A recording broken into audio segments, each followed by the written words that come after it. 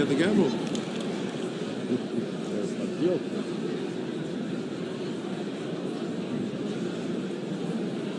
This is extraordinary. Excellencies, ladies and gentlemen, can I ask that the Assembly come to order to receive the statement of His Excellency Gustavo Petro Urrego, President of the Republic of Colombia.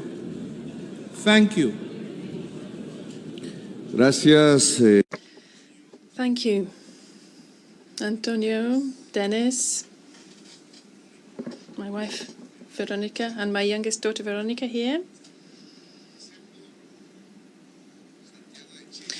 I, a week ago, was in Santiago de Chile, and I've made my journey to here from there to commemorate the 50th anniversary of a homicidal and bloody coup against President Salvador Allende. I then went through my own country and a popular neighborhood of Medellin, where the mafia used to attract young people to offer them the possibility of learning computer programming.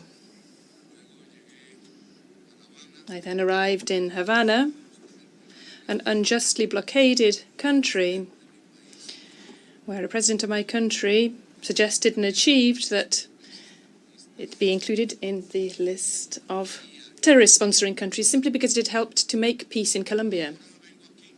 And now I am here, ladies and gentlemen, to make my speech to you. Over this year, since the last speech that I gave in the United Nations, we have only seen a deepening of what the wealthy, meeting in Davos, call a polycrisis. The war is continuing. Hunger continues. The recession is increasing, and the climate crisis has shown its teeth as never before, claiming thousands of lives and heating our lands and our seas like never before. This has been a year where humanity has been losing and has unfailingly hastened the era of extinction. All of these crises are, in fact, just one crisis: the crisis of life. It seems that world leaders have become the enemies of life. The crisis of life is being expressed in one devastating indicator. This began at the furthest corners of the earth, far away from the remotest regions, a silent march of people from different cultures who are intermingling on their way, like an infinitely nuanced painting. The colours are mixing together in an uncontainable march. A multitude of all the colours is moving along the tracks, through the seas, through the jungles. It is making up a kind of work of art on the canvas of the earth. A flow of tones, sounds, different clothes and cultures in an amalgam which does not forget its beginnings. In an amalgam, in a great march from the south to the north. This is the exodus of humanity which has begun. Today, there are tens of millions. Tomorrow, according to experts, by 2070, the figure will have reached 3 billion, fleeing from their beloved homes because these homes will be uninhabitable. In my homeland, the country of beauty, Colombia, the country of an explosion of life, by 2070, only deserts will remain. The people will go to the north, no longer attracted by the mirage of wealth, but rather by something simpler, something more vital: water. Since the beginnings, the millenary beginnings of humanity, people have gone to where water is, to the north. Billions of people will defy armies and will change the earth to do this. This exodus of the peoples to the north is an exact reflection of the dimension of the failure of governments. This last year has been a time of defeat for governments, of defeat for humanity. The exodus across the borders has increased. They have set the dogs and the hounds on the immigrants. They have put people on horses to pursue them, with whips in their hands, with stocks and chains. They have built prisons. So much the hatred has grown of the foreign, of the strange. These prisons have even been built at sea, so that these women and men cannot tread the earth of the white people who still believe themselves to be the superior race and are nostalgic for this. And through their choices and elections, they revive the leader who said so and who killed millions as a result. The exodus has increased over this year, showing how much the crisis of life is advancing. But the minutes are ticking on in defining life or death on our planet.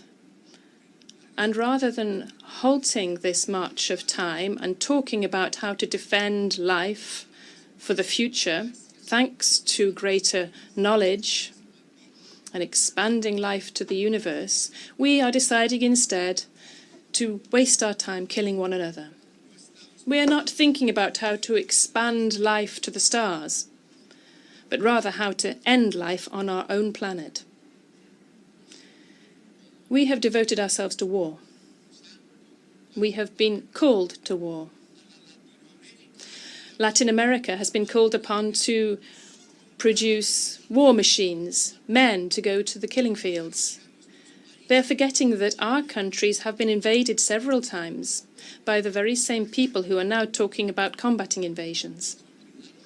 They're forgetting that for oil, Iraq was invaded, Syria and Libya. They're forgetting that the same reasons they use to defend Zelensky are those very reasons which should be deployed to defend Palestine. They forget that to meet the Sustainable Development Goals, all wars must be brought to an end.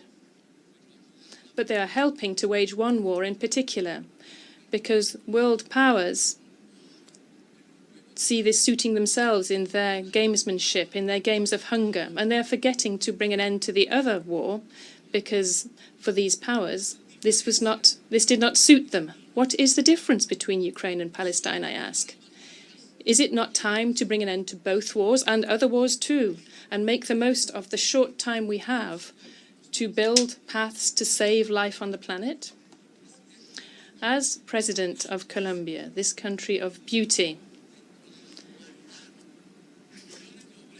of a group of humanity, millions of workers, women and men from popular neighbourhoods, indigenous people, Afro-descendants, people from the fields, workers, young people of all colours.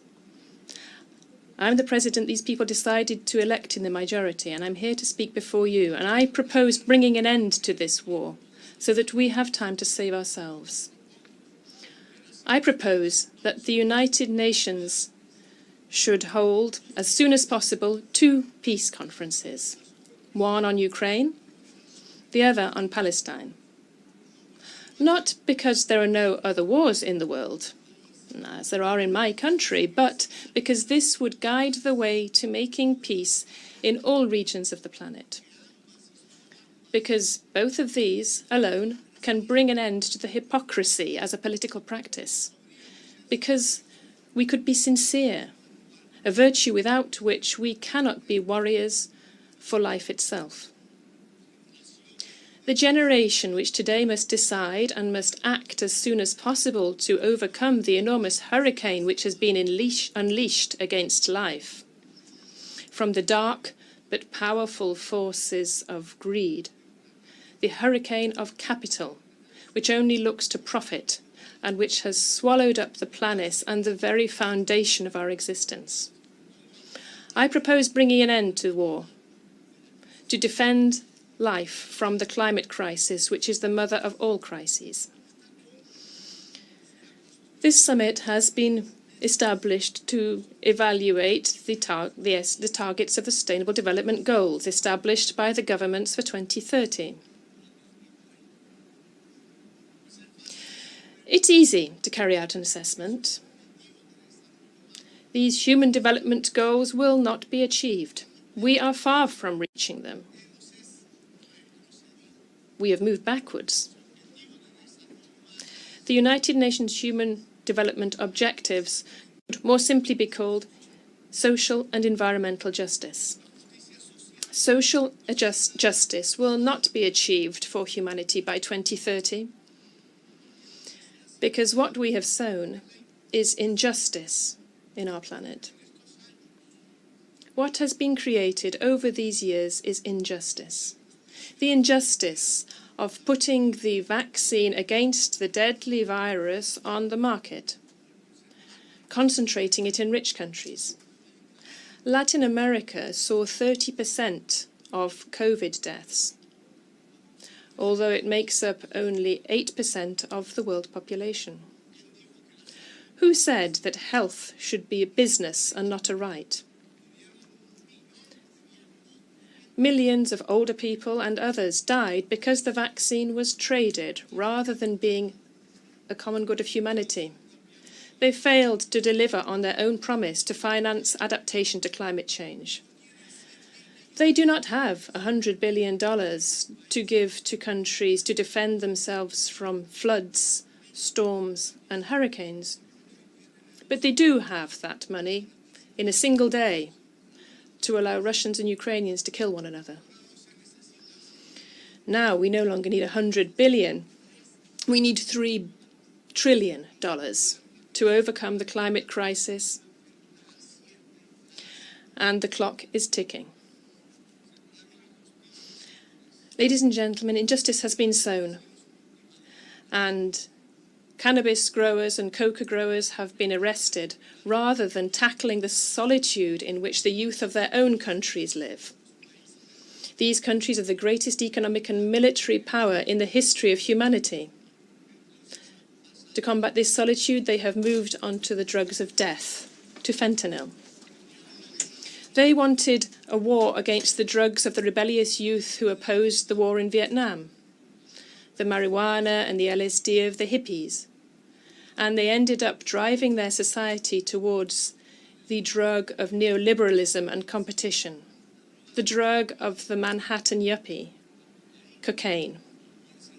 And they imprisoned millions of Africans and Latin Americans in cold, private prisons. And 1 million Latin Americans were killed. Democracies were destroyed in our America. But they never arrested the Manhattan yuppie. And now they are facing the grand outcome of the prohibition of drugs, fentanyl, which is not killing 4,000, but 100,000 young people every year in the United States. Ladies and gentlemen, they sowed injustice. And the worst of these has been to condemn humanity to war.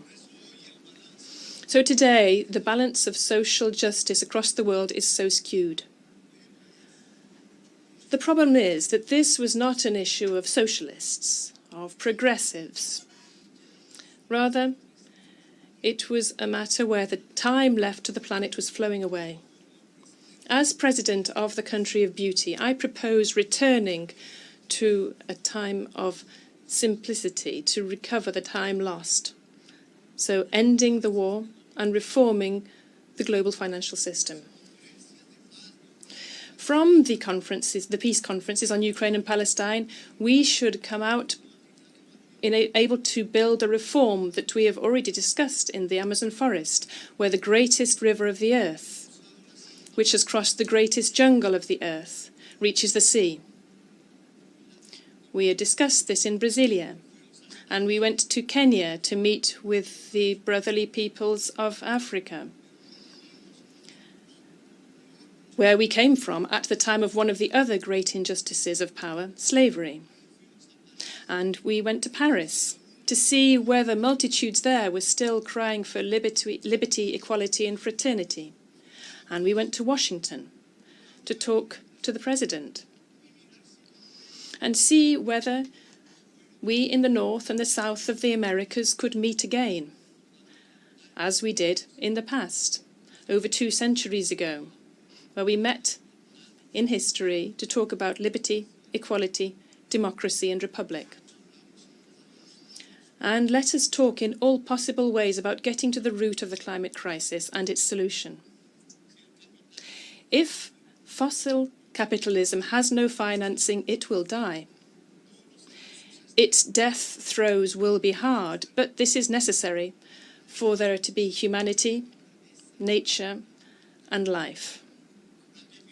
The decarbonised capitalism will have to be financed, but we know that green capital will only flow to places where there is profit. That is what governs it. And its structure is a very narrow one to contain the decarbonisation of the entire world. Governments and powers who still believe that the climate crisis and that of life can be overcome with cheap loans are mistaken.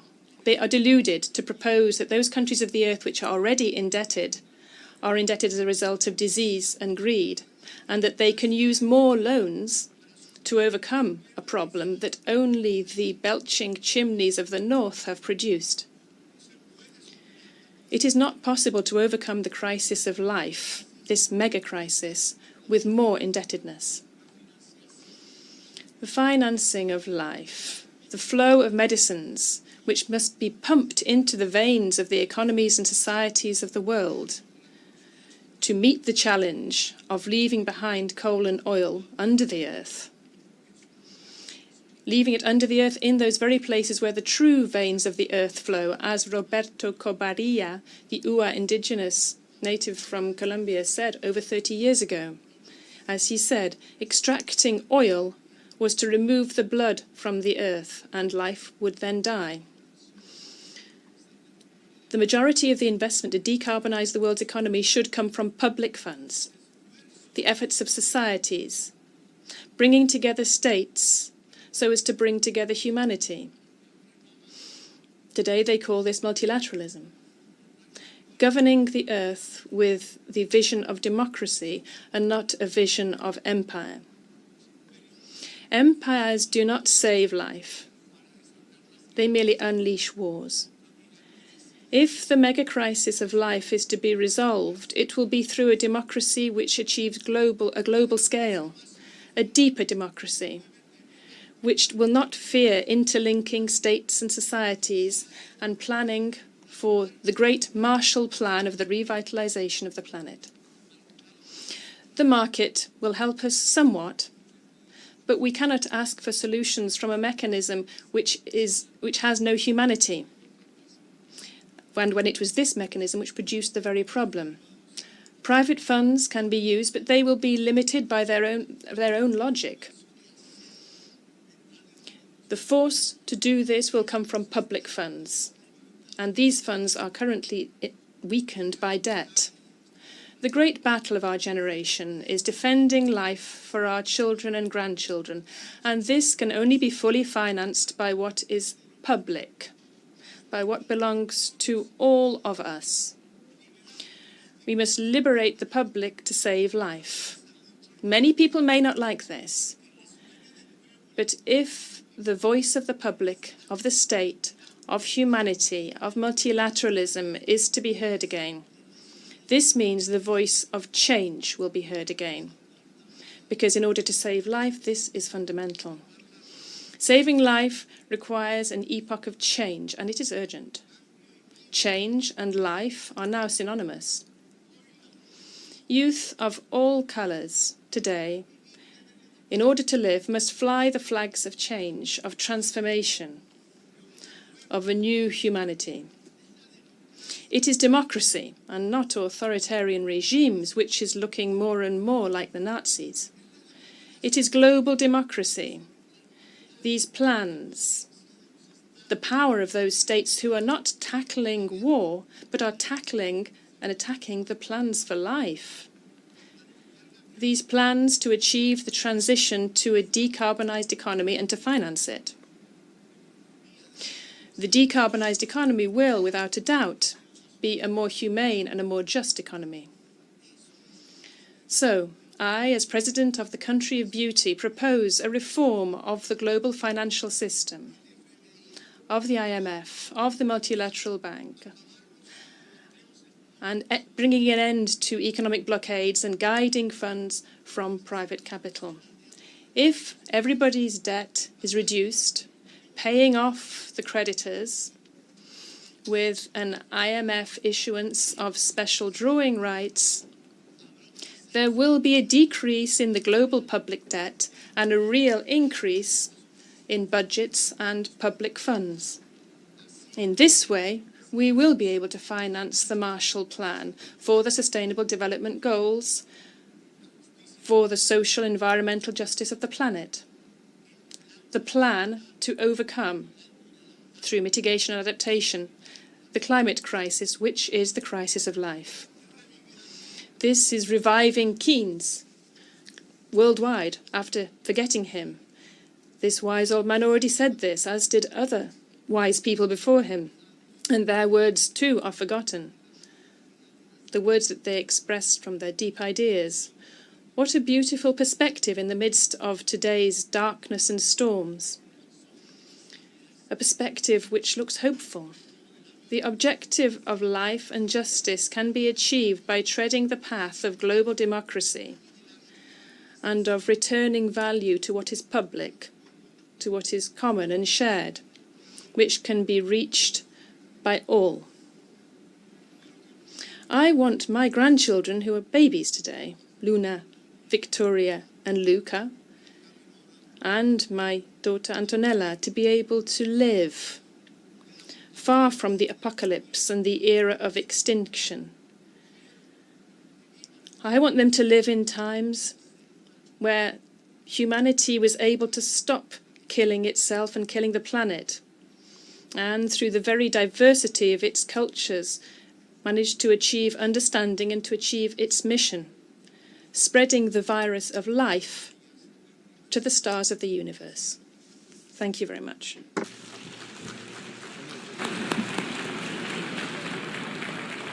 On behalf of the Assembly, I wish to thank the President of the Republic of Colombia for the statement just made, and I request protocol to escort His Excellency.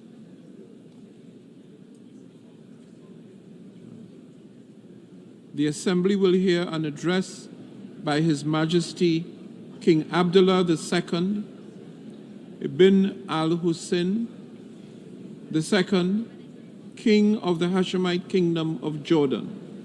I request protocol to escort His Majesty.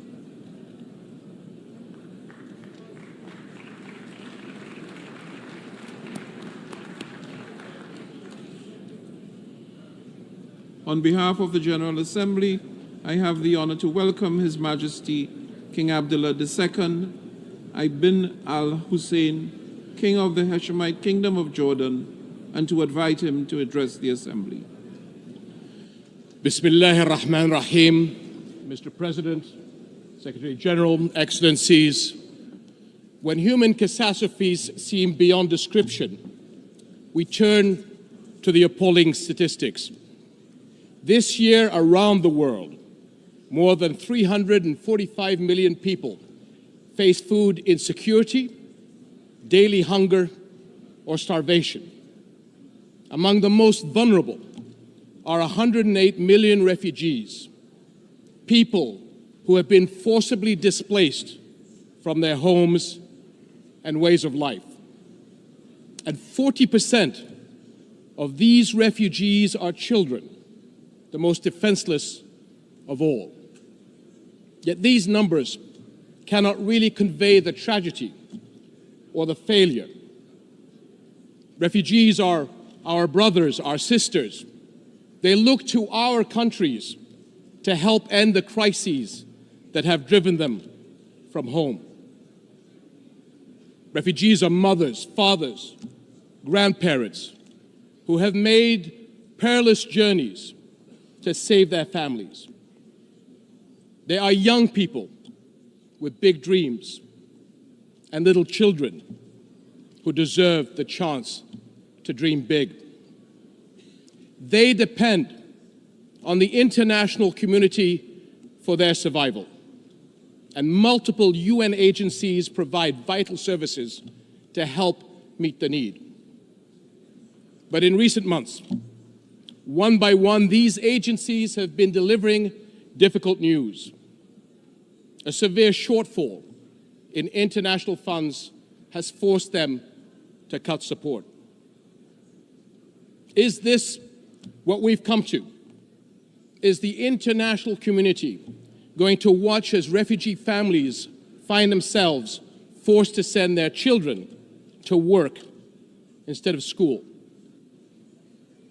In Jordan, where refugees make up over 1/3 of our 11 million population, cuts have already thrown the lives of hundreds of thousands of refugees into uncertainty. The impact of such humanitarian shortfalls is never limited to a country or a region. Fear and want bring on sharp increases in the number of refugees fleeing to Europe and beyond, on journeys that too often end in tragedy. My friends, Jordanians are serious about our duty to those in need. We have done everything we can to secure a dignified life for refugees. Nearly half of the almost 1.4 million Syrians we host are under 18 years of age. For many of them, Jordan is the only place they have ever known. Over 230,000 Syrian children have been born in Jordan since 2011. We are sharing precious resources to help them meet basic needs: food, energy, and especially water. We are among the water-poorest countries in the world, even as our water supplies face extraordinary demand. And we face these pressures just when another crisis has hit our region: climate change, with its destructive heat waves, drought, and flooding. And to meet the refugee burden, we have been carefully managing to combine our limited resources with essential support from the international community. Because the responsibility to act falls on everybody's shoulders. Because the world cannot afford to walk away and leave a lost generation behind. But today, Jordan's capacity to deliver necessary services to refugees has surpassed our limits. Syrian refugees' future is in their country, not in host countries. But until they are able to return, we must all do right by them. And the fact is, refugees are far from returning. On the contrary, more Syrians are likely to leave their country as the crisis persists. And Jordan will not have the ability nor the resources to host and care for more. We must find a political solution consistent with UN Security Council Resolution 2254, the step-for-step approach that offers a path forward, proposed by Jordan as the basis for engagement with the Syrian government and coordinated with the UN. This approach sets a roadmap to incrementally resolve the crisis and deal with all its consequences. Until then, we will protect our country against any future threats the crisis could pose to our national security. My friends, Jordan's case is a microcosm of our entire region. For all our people's immense potential, repeated crises have held back the promise of greater development and prosperity. Our region is a focal point where some of the most urgent global challenges are converging. How will our world respond? Will we come together in global solidarity to get to the root of the problem, the conflicts and the crises that destroy life and hope? Will we work as one to rebuild the lost trust in international action and help those in want? My friends, our region will continue to suffer until the world helps lift the shadow of the Palestinian-Israeli conflict, the central issue in the Middle East. No architecture for regional security and development can stand over the burning ashes of this conflict. But 7.5 decades on, it still smolders. Where are we going? Without clarity on where Palestinians' future lies, it will be impossible to converge on a political solution to this conflict.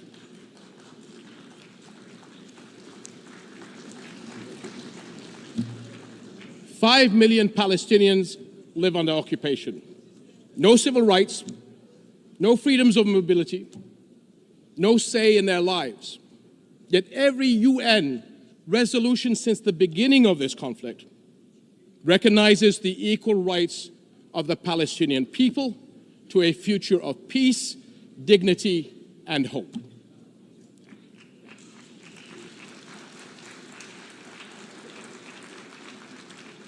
This is the heart of the two-state solution, the only path to a comprehensive, lasting peace. We can see the Israeli people actively defending and engaging in the expression of their national identity. Yet the Palestinian people are deprived of that same right to express and fulfill their own national identity. The basic requirement for that right is the establishment of their own independent and viable state on the June 4th, 1967 lines, with East Jerusalem as its capital, living alongside Israel in peace, security, and prosperity. And delaying justice and peace has brought endless cycles of violence. 2023 has been the deadliest for the Palestinian people in the past 15 years. How can people trust in global justice while settlement building, land confiscations, and home demolitions continue? Where is the global solidarity to make UN resolutions believable by people in need of our help? Jerusalem is a flashpoint for global concern.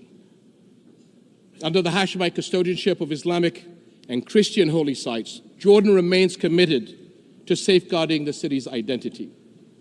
But preserving Jerusalem as the city of faith and peace for Islam, Christianity, and Judaism is a responsibility that we all share. And we must not abandon Palestinian refugees to the forces of despair. Sustainable funding is urgently needed by UNRWA, the UN agency that provides vital relief, education, and health services to millions of Palestinian refugees. And this is essential to protect families, keep communities stable, and prepare young people for productive lives. We must protect young Palestinians from extremists who prey on their frustrations and hopelessness by making sure they continue to learn at the schools under the blue flag of the United Nations, as the alternative will be the black flags of terror, hate, and extremism. My friends, we come together here as partners to deal with our challenges and shape a better future. We speak here for our people. We speak for families and the younger generations. We speak for victims of conflict, displacement, hunger, climate challenge, disasters, and more. They are not mere statistics. They are our fellow human beings sharing our world. Only by restoring trust, only by acting in solidarity, where we create the future all our peoples desire and deserve. We cannot allow for a lost generation on our watch. Thank you.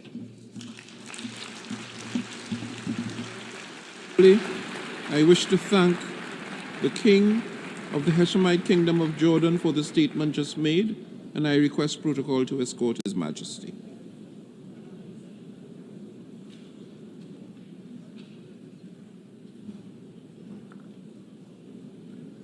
The Assembly will hear an address by His Excellency Andrzej Duda, President of the Republic of Poland. I request protocol to escort His Excellency.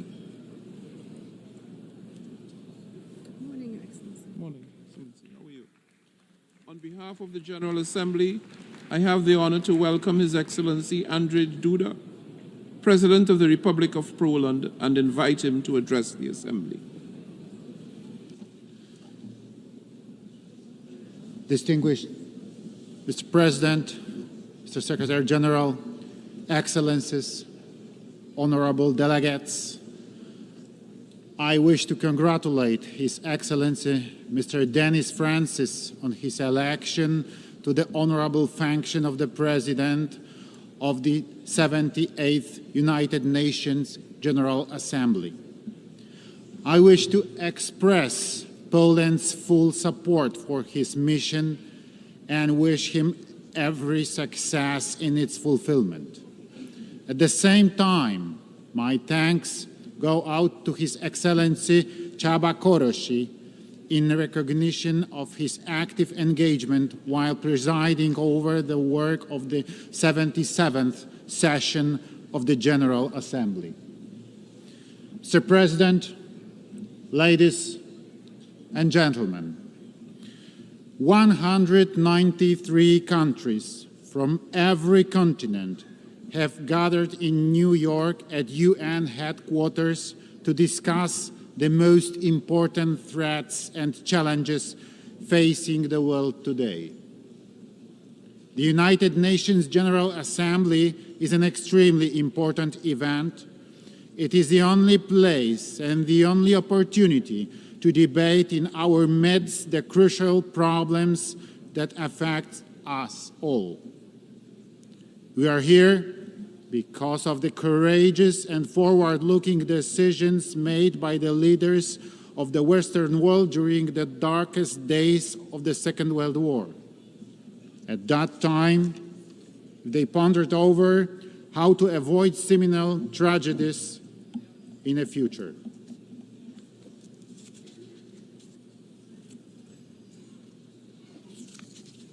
The leaders of the United States and Great Britain, President Roosevelt and Prime Minister Churchill, and soon the other countries of the anti-Hitler coalition, including Poland, signed the Atlantic Charter.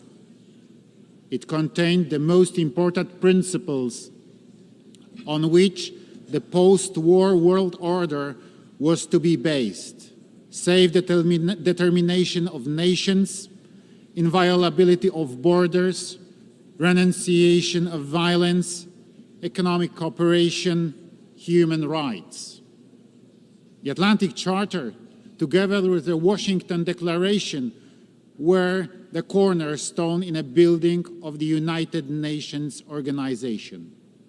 Ladies and gentlemen, today once again, it befell on us to live in dangerous times. As a result of Russia's full-scale aggression on Ukraine, hundreds of thousands of people lost their lives or suffered injuries.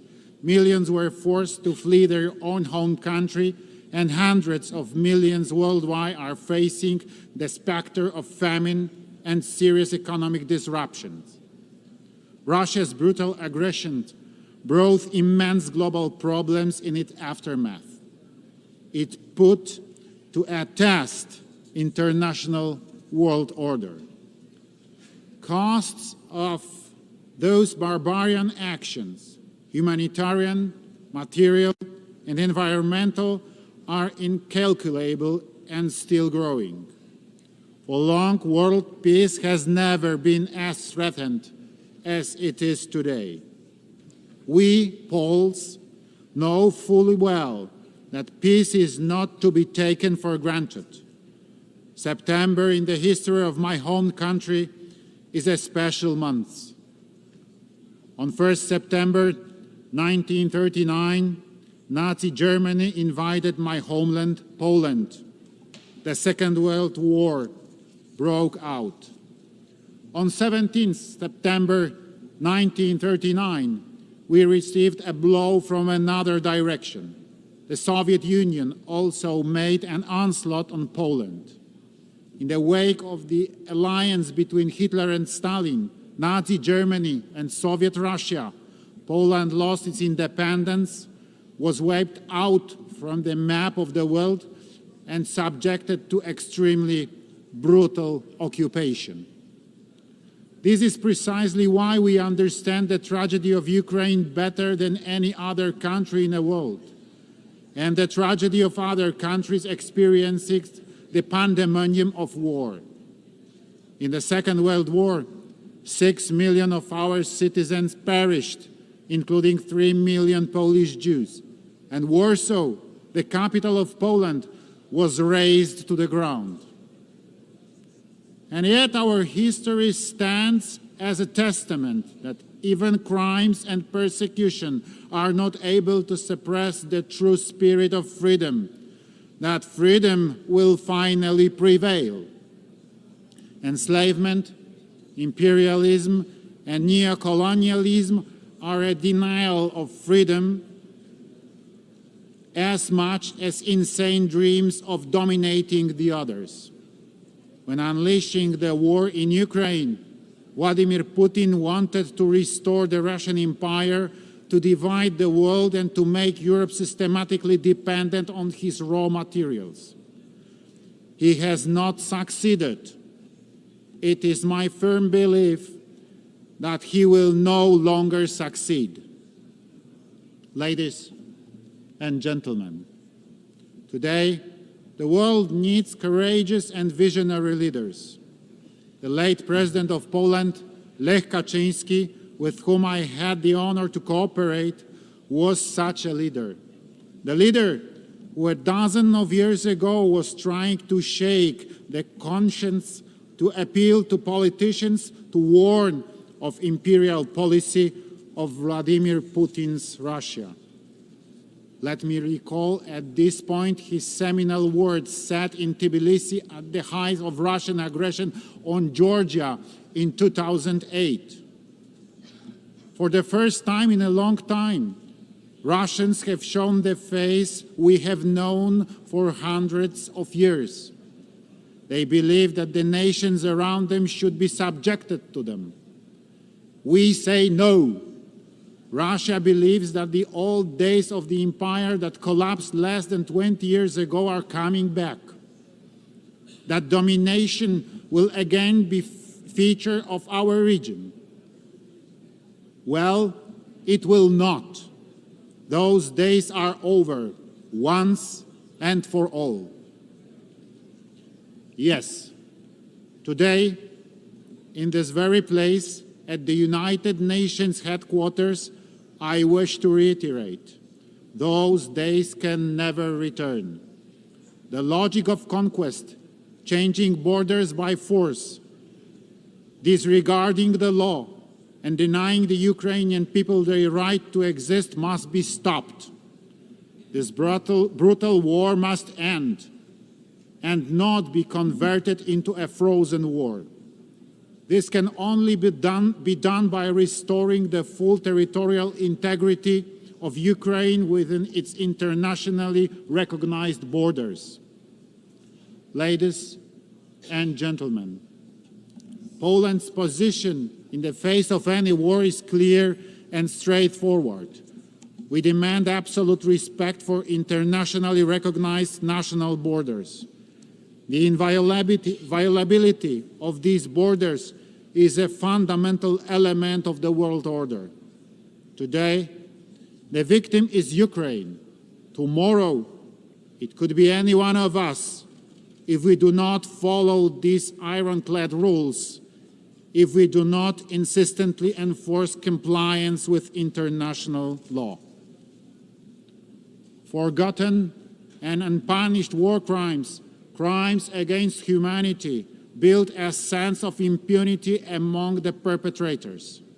Such crimes give permission to their successors and imitators who, following suit, commit similar crimes when they want to dominate and determine the fate of other states and nations. The crimes in a war in Ukraine are the living proof thereof. That is why we are engaged in initiative to hold Russia accountable for gross violations of fundamental norms of international law. We strongly support the work of the International Criminal Court and the International Court of Justice. We support the work of the Independent International Commission under the UN Human Rights Council to investigate violation of human rights and humanitarian law in the context of Russian aggression and to collect, verify, and preserve evidence. We support the idea of establishing an ad hoc special tribunal. The crimes must be accounted for and the perpetrators punished. Ladies and gentlemen, information wherefore goes on. Lie is used to cover up and justify Russian crimes on civilian population. Russia continually tries to shape international public opinion by building a false vision of the reality. In Poland, this comes as no surprise to us, but the world is just about to discover the scale of manipulation and disinformation. This spearhead is often directed also at my country, Poland, labeled in many various ways. This is because we have consistently been opposing Russia's imperial and neo-colonial policy and have supported Ukraine in its defense from the outset. We, as international community, must draw conclusions from the situation. We must confront manipulation and disinformation. We must fight against the hypocrisy of history, the reversal of the roles of the henchman and a victim. What is evil should be called evil. A crime should be called a crime. Ladies and gentlemen, these days, many states are blamed for prolonging the war as they supply necessary weapons to Ukraine in its defense war. This is a completely false logic, as if putting the blame on a neighbor who comes to aid to the people next door defending their own home against mugger. If someone attacks your household, you have the right to defend it, and the neighbors should not to stay indifferent. Ukraine would not be able to resist the aggression and effectively stand for its independence if it were not for the assistance of other countries, and primarily on the biggest scale, the United States of America. It is the United States that has been playing a pivotal role in assuring security in Europe for more than a century. I'm saying so as a president of the European country which was plagued by war experience on so many occasions.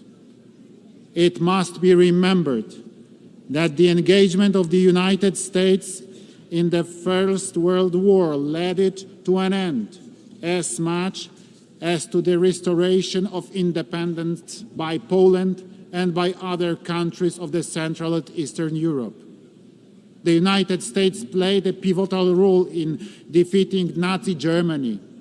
Without the US support, neither the United Kingdom nor the Soviet Union would have been able to resist Hitler. Finally, the United States was instrumental in the reconstruction of Western Europe in the aftermath of war and in fending off the threat posed by the Soviet Union throughout the Cold War. It is too often that Europe tends to forget that it owes its security and prosperity to the US commitment and presence. In Poland, we recall this very well. That is why Poland's top priority for the time of our presidency of the European Union in the first half of 2025 will be enhancing transatlantic relations and cooperation between the EU and the United States of America. Ladies and gentlemen, Poland has never had colonies, the fact of which we are proud. We emphasize it on all occasions. Instead, my home country was many times brutally attacked, destroyed, and used by the neighbors with their imperial ambitions. For 123 years, Poland disappeared from the maps of the world. That is why we understand very well the countries that suffered colonialism and the challenges they need to confront. Wherever the international community is in need, Poland is always ready to respond to the call and without any hesitation.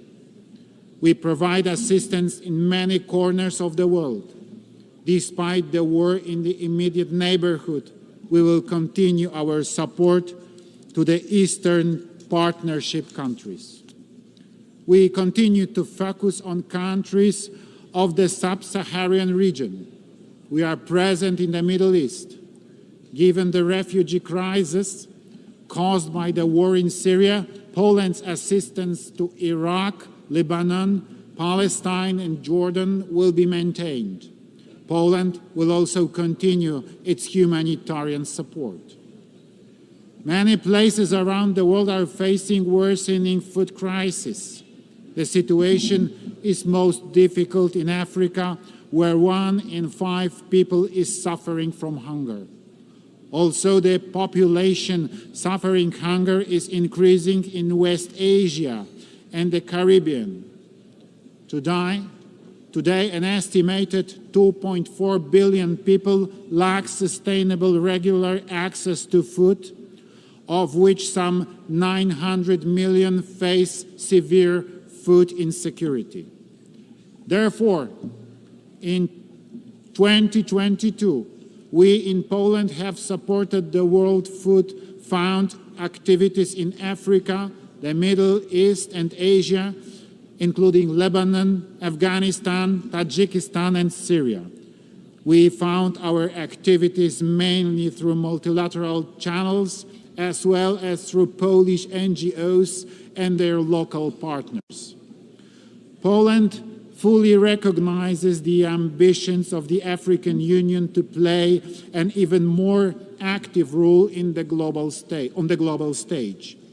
Ensuring peace and development in Africa will be facilitated by good and cost-effective governance and the development of democracy on the continent.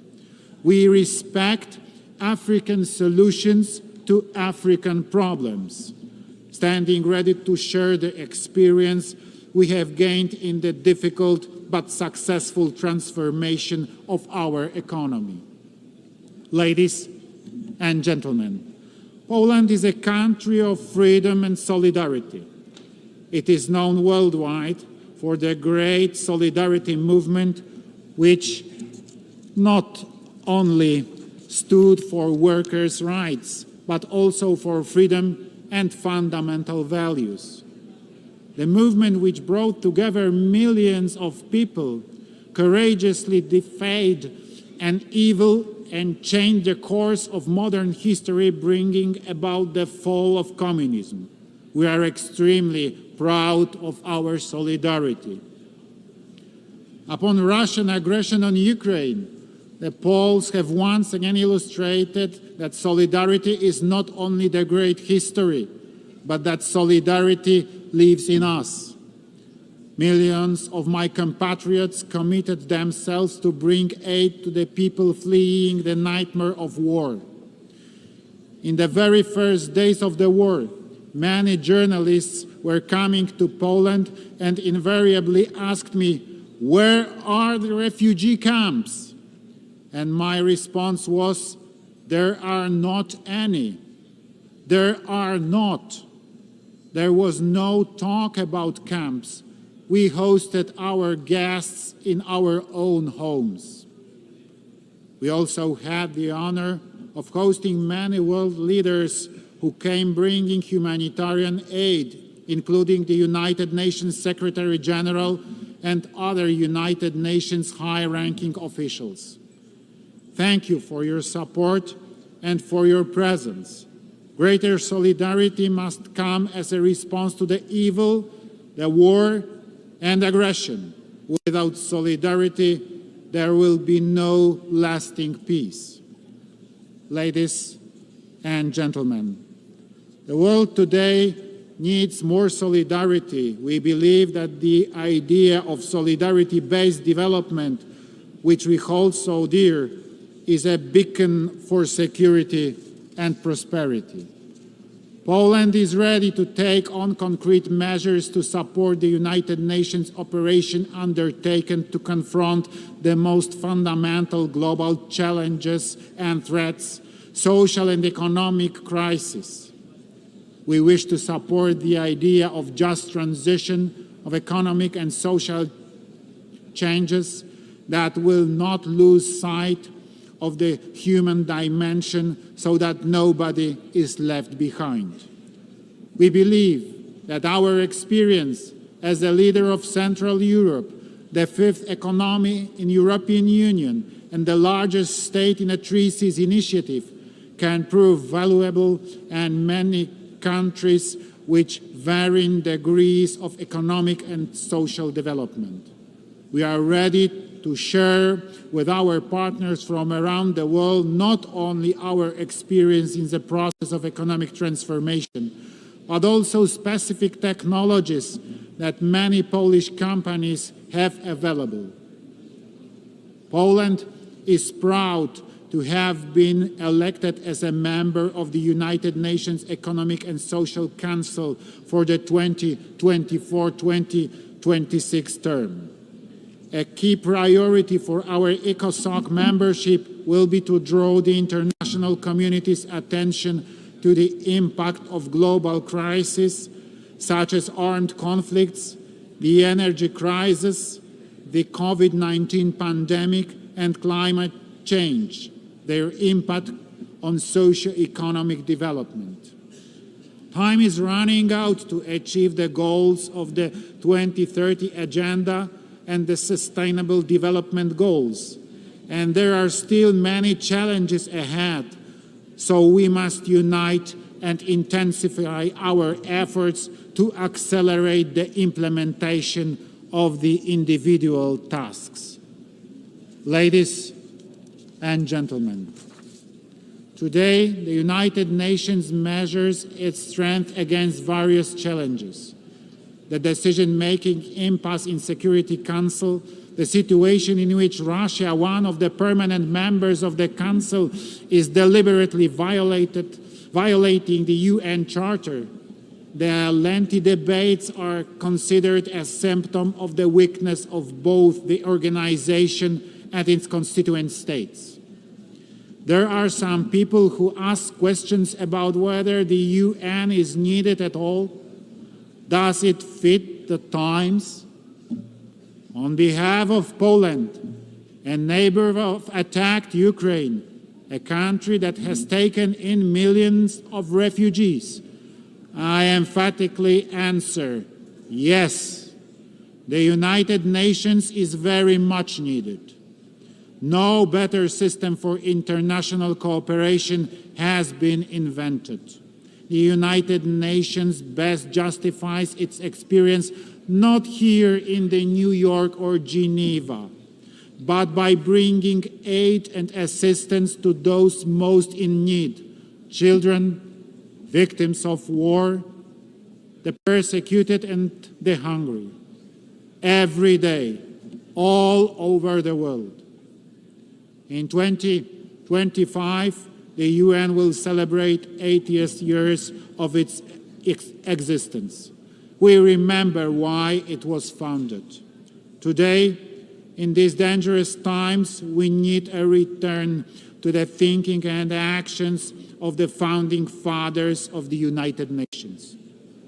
There will be no lasting peace without cooperation, without solidarity between richer and poorer countries, and ultimately without respect for international law.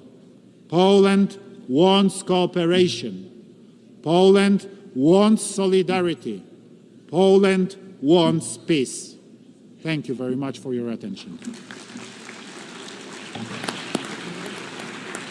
On behalf of the Assembly, I wish to thank the President of the Republic of Poland for the statement just made, and I request protocol to escort His Excellency. The Assembly will hear an address by His Excellency Miguel Diaz-Canel Bermudez, President of the Republic of Cuba. I request protocol to escort His Excellency.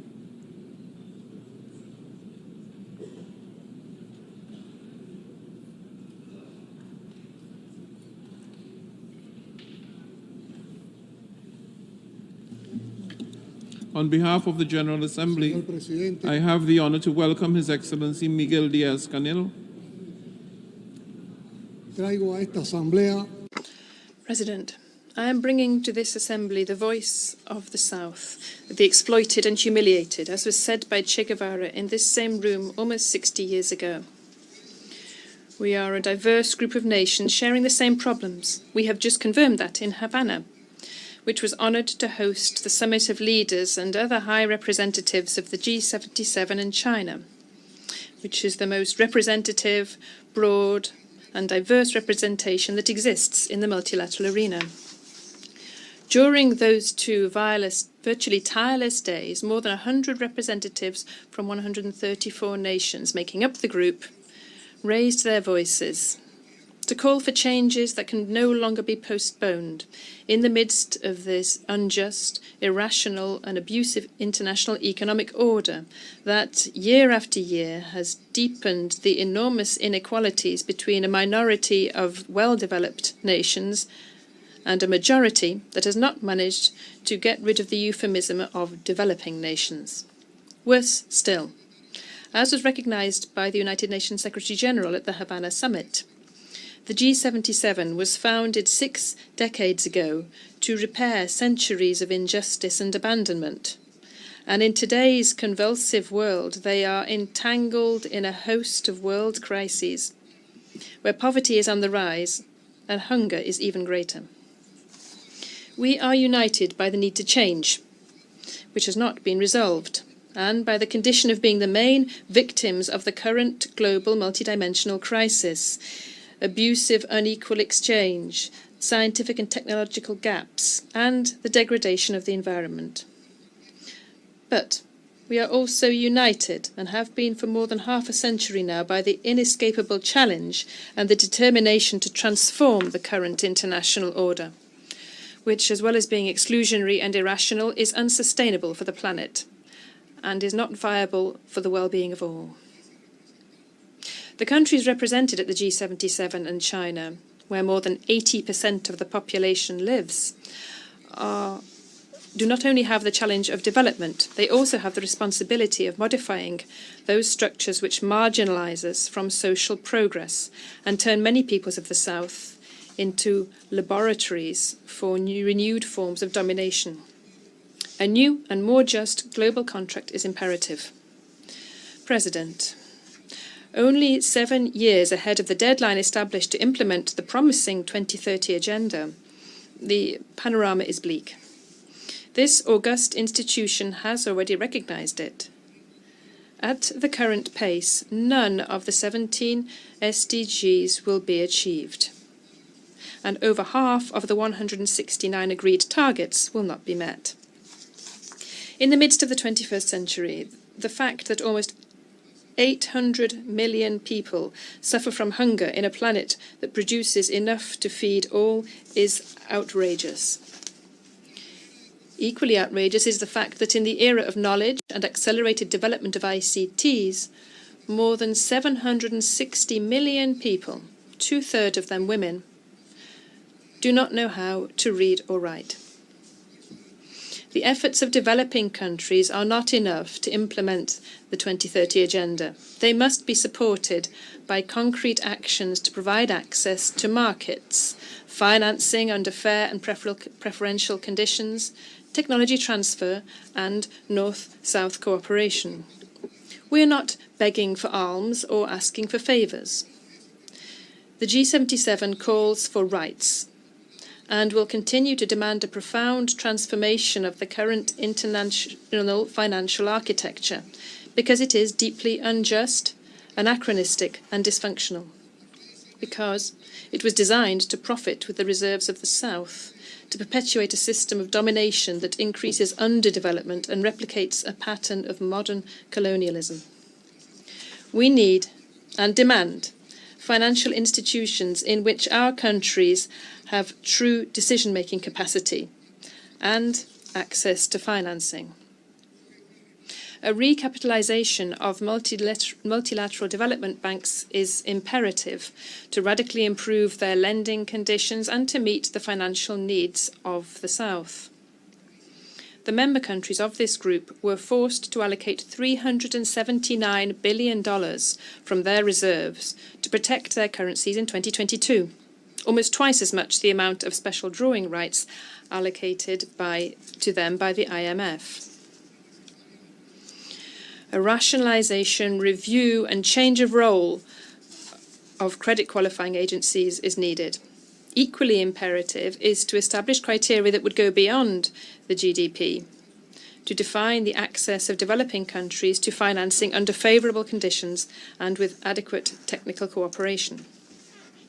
While the richest countries fail to meet the commitment of allocating at least 0.7% of their the GDP to official assistance for development, the nations of the South need to spend up to 14% of their incomes to pay the interests associated with external debt.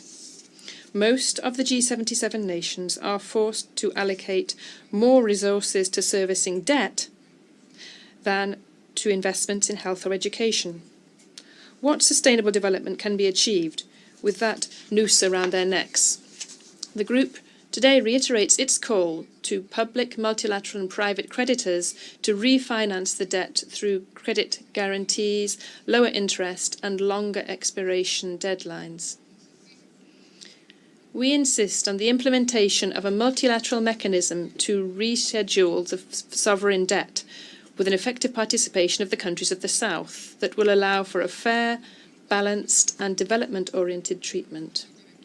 It is imperative to redesign once and for all the debt instruments and to include activation provisions to alleviate and reschedule as soon as a country becomes affected by natural catastrophes and problems that are microeconomic problems that are so common amongst the vulnerable nations. President, no one in their right mind is denying now that climate change threatens the survival of all with irreversible effects. It is also a secret to no one that those who are least responsible for climate change are those who are suffering the most from its effects, particularly small island developing states. Industrialised countries, meanwhile, are the voracious predators of resources and of the environment, but they elude their greatest responsibility and fail to comply with their commitments under the Framework Convention on Climate Change and the Paris Agreement. Just to mention one example, it is profoundly disappointing that the goal of mobilising no less than $100 billion a year up to 2020 as climate financing has never been met. On the eve of the 28th COP, the G77 countries will have as a priority the exercise of the global balance, the implementation of the Loss and Damage Fund, the definition of the framework for the adaptation goal, and the establishment of the new climate financing goal. which fully abides by the principle of common but differentiated responsibilities. The G77 is convening a summit of leaders of the South to be held on the 2nd of December in the context of COP28 in Dubai. This initiative is unprecedented in the context of a conference of the parties and will be a forum to articulate positions within our group at the highest level in the context of climate negotiations. COP28 will show whether or not, beyond speeches, there is a real political will on the part of developed nations to achieve the agreements required in this field that cannot be postponed for any longer. President, for the G77, the priority is to change once and for all the paradigms of science, technology and innovation, which is limited to the environment and perspectives of the North, thus depriving the international scientific community of a considerable intellectual capital. The successful Havana summit launched an urgent appeal to concentrate science, technology and innovation around the Sustainable Development Goals. There, we decided to resume the work of the Consortium of Science, Technology and Innovation for the South, with the purpose of promoting joint research projects and promoting the joining up of production systems so that they could reduce their dependence on the markets of the North. We also agreed to promote a call for convening in 2025 a high-level meeting of the United Nations General Assembly on Science, Technology and Innovation for Development. The 17 cooperation projects that Cuba has designed in the context of its chairmanship of the G77 will contribute to channeling the potentials of South-South and triangular cooperation. We call on the richest nations and on international bodies to participate in these initiatives. Cuba will not falter in its efforts to promote the creative potential, influence and leadership of the G77. Our group has a lot to contribute to multilateralism, stability, justice, and the rationality that the world requires today. Excellencies, added to the problems and challenges characterizing the reality of our nations and mobilizing peoples are the unilateral coercive measures, euphemistically called sanctions, which have become a practice of powerful states that intend to act as universal judges and to weaken and destroy economies and isolate and subject sovereign states. Cuba is not the first sovereign state against which measures of that sort are applied, but it is the one being subjected to them for the longest period of time, despite world condemnation, which is expressed almost unanimously every year in this assembly, but which is disrespected and goes unheard by the government of the biggest economic, financial and military power in the world. We were not the first, and we're not the last. Pressures to isolate and weaken economies and sovereign states are also today affecting Venezuela, Nicaragua, and both before and after, these have been the prelude to invasions and the overthrowing of uncomfortable governments in the Middle East. We reject unilateral coercive measures in countries such as Zimbabwe, Syria, the Democratic People's Republic of Korea, and Iran, amongst many other countries whose people have been suffering from the negative impacts of these measures. We reiterate our solidarity with the Palestinian cause and support the right to self-determination of the Sahrawi people. Let us all struggle for a world of peace without wars or conflicts.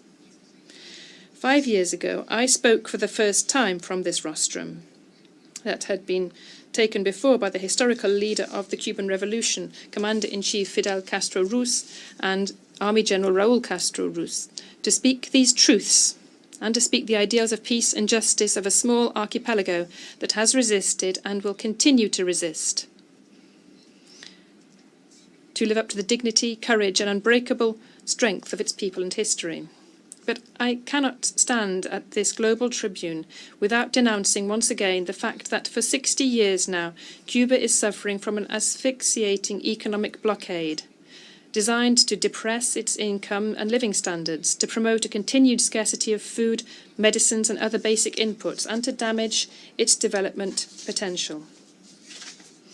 That is the nature, and those are the objectives of the economic coercion and the great pressure applied by the United States government against Cuba in violation of international law and the UN Charter.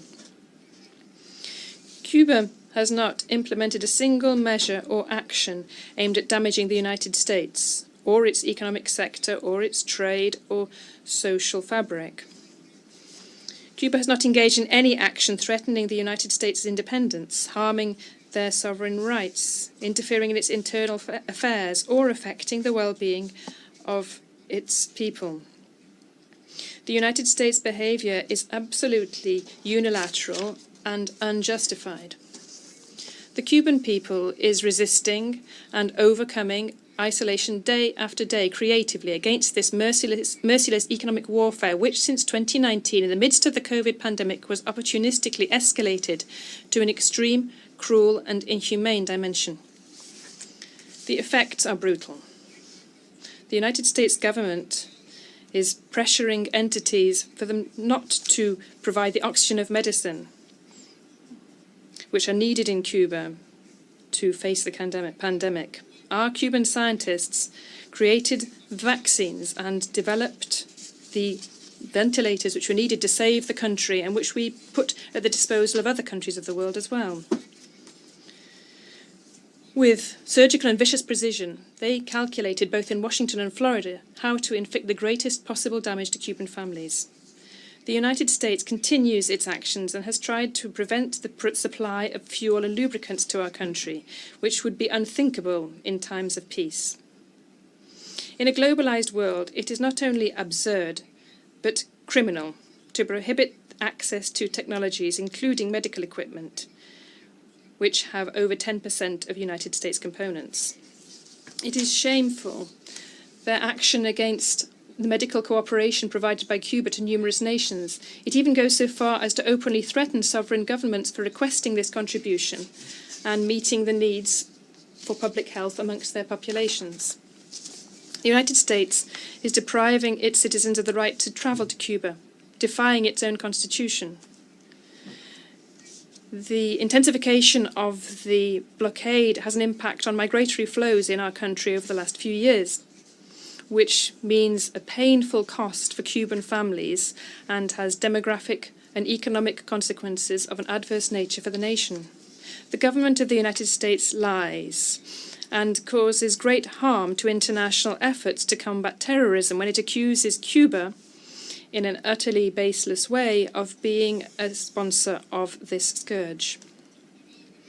Under the shield of this arbitrary and fraudulent accusation, they extort hundreds of banking and financial entities throughout the world and force them to choose between continuing their relations with the United States or maintaining their links with Cuba.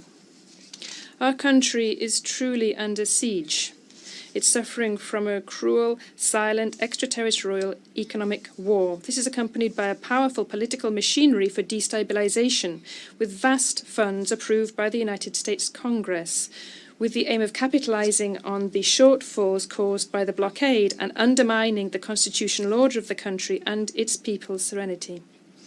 Despite the hostility of this government, we will continue to build bridges with the people of the United States, as we do with all peoples of the world. We will strengthen still further the links with Cuban immigrants in any part of the world. President, promoting and protecting human rights is a shared ideal which requires a genuine spirit of respect and constructive dialogue between states. Regrettably, 75 years since the adoption of the Universal Declaration of Human Rights, reality is very different from this. This has become a political weapon for powerful nations who seek to force their geopolitical designs upon independent nations, mainly those from the South. No country is immune from challenges, and none has the authority to consider itself an example in terms of human rights and to stigmatize other models, cultures, or sovereign states. We defend dialogue and cooperation as effective ways to promote and protect human rights without any politicization or selectivity. without applying double standards, conditions, or pressure. In this spirit, Cuba has presented its candidature to the Human Rights Council for 2024 to 2026 in the elections which will take place on the 10th of October. We are grateful in advance for the trust of those countries which have already provided their valuable support. If we are elected, the voice of Cuba will continue to stand up for a universal vision, as seen from the South, of the legitimate interests of developing countries, including constructive commitment and the unavoidable responsibility to the full achievement of all human rights for all. Cuba will continue to bolster its democracy and its socialist model, which, although it is buffeted, has shown what a developing country can do, even if it is small in size and with scant natural resources. We will continue our transformative efforts to seek exits from the siege which is imposed upon us by the United States imperialism and ways to achieve the prosperity with social justice that our people deserves. In this endeavour, we will never renounce the right to defend ourselves. President, distinguished heads of delegation and other representatives, I conclude by extending an invitation to all of you to work to overcome differences and to address shared challenges urgently. To do this, the United Nations and this General Assembly, including with all their limitations, are the most powerful instrument that we have.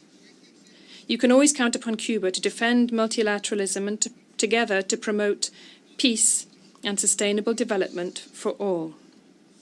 It will always be an honour to fight for justice, sharing the difficulties and challenges with the peoples of the South, who are ready to change history.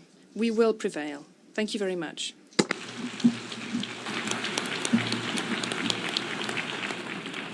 On behalf of the Assembly, I wish to thank the President of the Republic of Cuba for the statement just made, and I request protocol to escort His Excellency.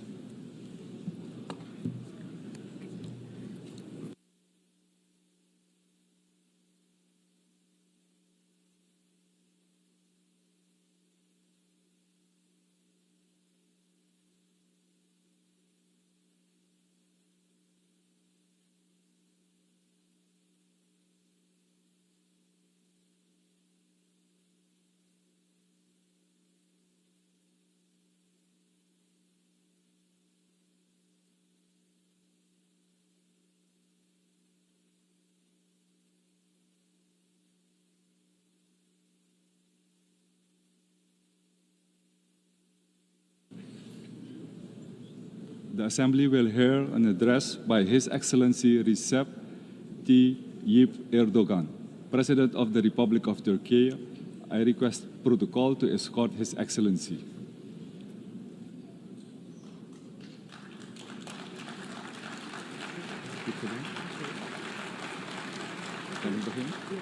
On behalf of the General Assembly, I have the honor to welcome His Excellency Recep Tayyip Erdogan, President of the Republic of Turkey, and to invite him to address the Assembly.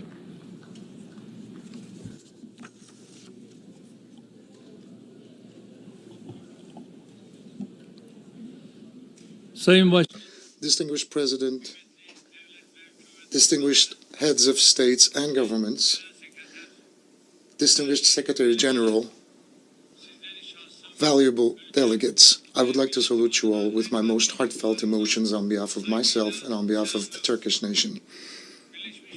I would like to congratulate Mr. Kurusi, who successfully completed his term as President of the 77th General Assembly of the United Nations, and wish all the success to Mr. Francis, who is taking over his duty. I hope that the 78th General Assembly, convened with a team of trust and solidarity, will be a blessing for the entire human race. Unfortunately, it's not possible to draw a more optimistic picture of the future of our world compared to the assessments we had carried out over this podium here last year. The picture before us shows that we're facing increasingly complex and dangerous challenges on a global scale.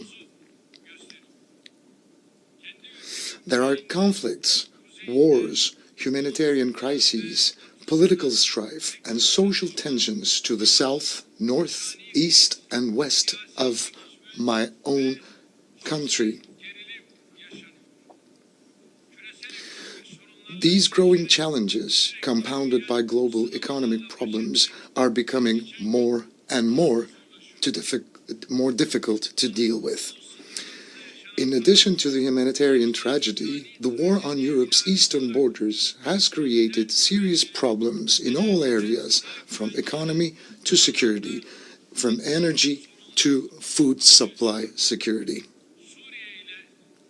Terrorism, which is used as an instrument of proxy wars in Syria, North Africa, and the Sahel region, is causing irreparable damage to the increasingly fragile international security climate.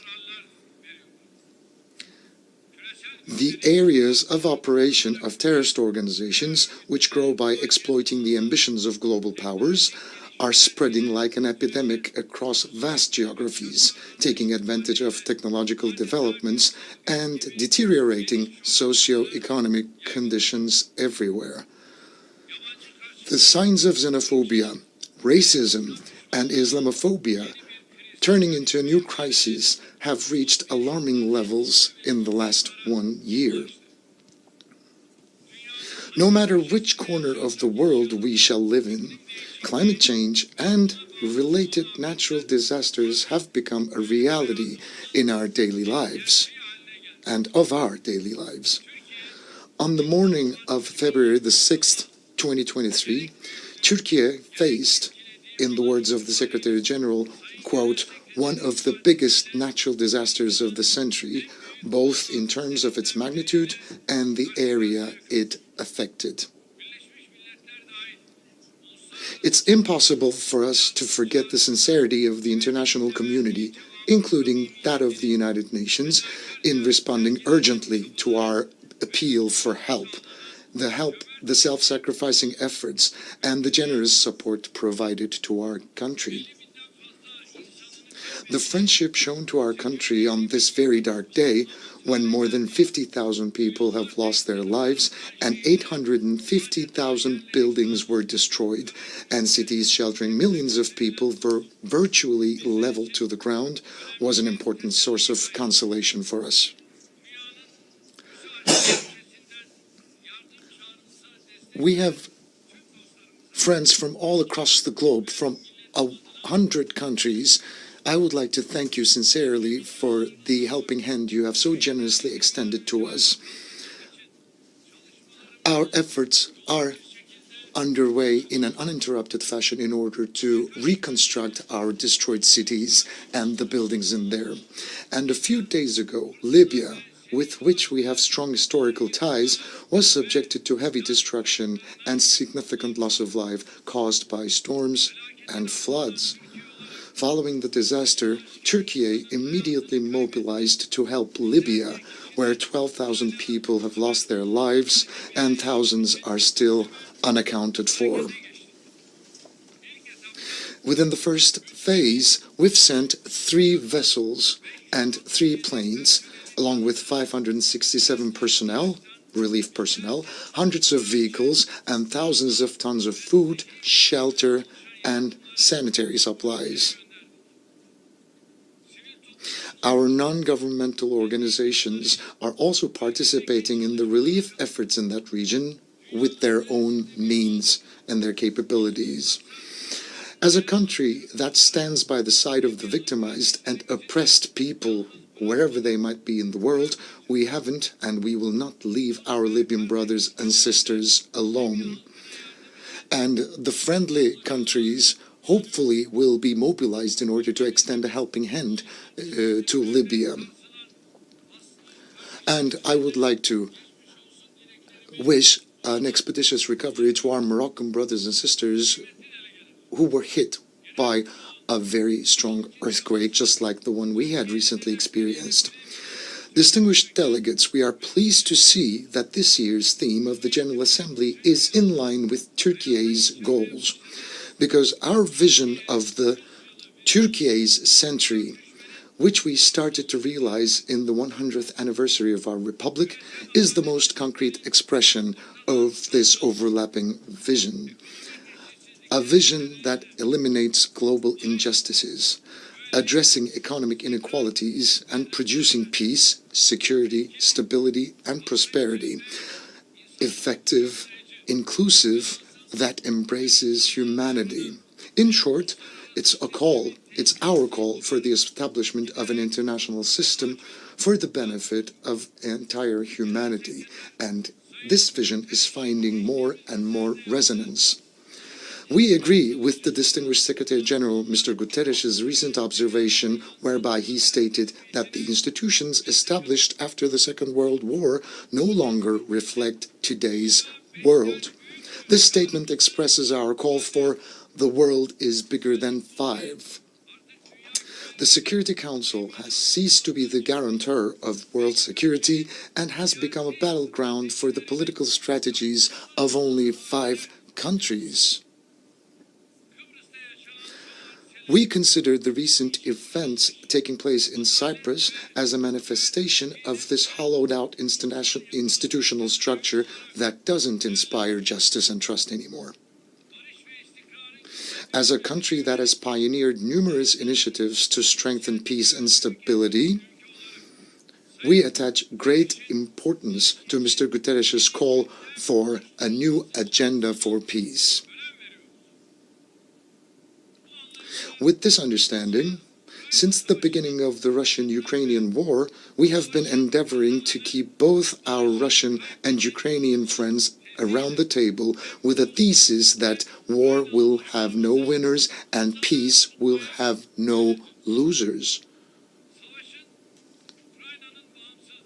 We will step up our efforts to end the war through diplomacy and dialogue on the basis of Ukraine's independence and territorial integrity.